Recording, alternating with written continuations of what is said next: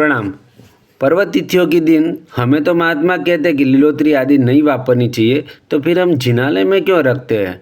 अभी समझो कि 12 पर्व तिथि है, 2 दूज है, 2 पाँचम है, 2 आठम है, 2 एकादशी है, 2 चौदस है और 1 पूनम है और 1 अमावस्या है।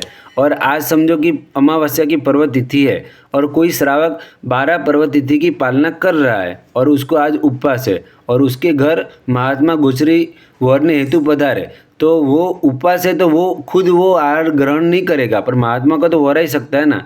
तो ऐसे ही पर्व तिथियों के दिन जो फ्रूट है वो अभक्षणीय हो जाता है, पर हमारा राग और आसक्ति के कारण आयुष्य का बंध न गिरे और दुर्गति हमारी न हो जाए, इसलिए हम निषेध करते हैं महात्मा।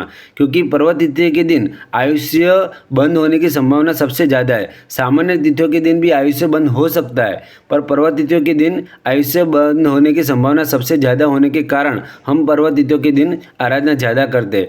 अभी ड्राई फ्रूट है तो ड्राई फ्रूट 8 महीना अभक्ष होने के कारण नहीं जिनालय में यूज़ कर सकते, पर जो फ्रूट है वो पर्व तिथि के दिन रखने में कोई निषेध नहीं है। प्रणाम।